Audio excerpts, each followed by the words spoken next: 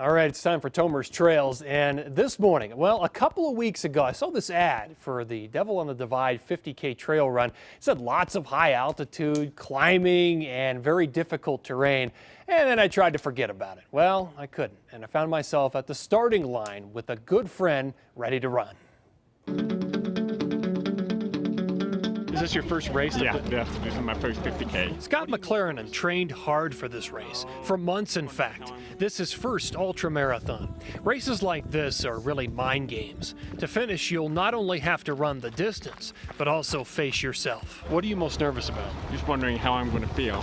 Yeah. Most of all, and what's going to hurt, and I don't know. It's just the unknown. It's a little bit nerve-wracking, but I've done so many of these races. It just comes down to breaking it down into pieces and little parts and, you know, make it to this aid station and then make it to the next, and then eventually you're at the finish line. So here we go. Today's race is 50K, or about 30 miles in length, and it starts 4 miles below Jones Pass. Darren, you did this last year. What'd you think of it? First 14 miles of the race were, I think, fairly simple. Back half of it was tougher than a bear. Tougher than a bear back part? Yes. Okay, Very difficult. I can't wait for that. The Battle of the Mines starts early. Luckily, this course plays to my strength of going uphill, with numerous climbs above 12,000 feet. Well, the long 13K ridge continues here, and boy, does it look sweet. We're gonna go all the way across, up, and then up there, the high point of the course. As I roll into Herman Lake, there's no sign of my friend Scott. Clearly, his training is paying off.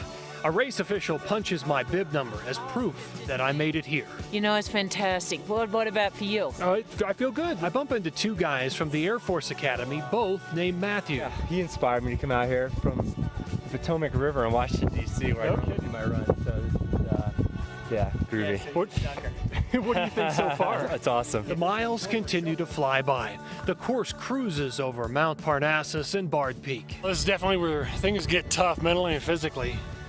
About mile 20 now, and it's a great view. Look at the aspens changing color down there. Pretty sweet view of grays and Tories up there. My body hurts and my mind says to quit. But it's that moment that means everything. It's an opportunity to go beyond the boundaries.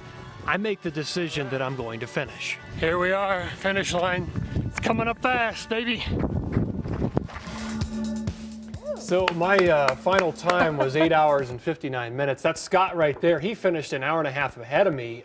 So his training paid off big time. So congratulations. He to finished, him. had dinner. Wow. He was there, but him and his wife and their child stayed for me to finish, which really meant the world to me. Oh, that's great. He beat 9 hours. Yes, just like that. And the race volunteers were absolutely fantastic. So thank you for that. You said the uphills play to your strengths. Yeah. What about someone like me who has no strength? I don't know what to tell you. Can we take him in a car? It really is a mind game at that point. That was great to see you do it. Really. Yeah, thanks. Congratulations. Cool. Great effort.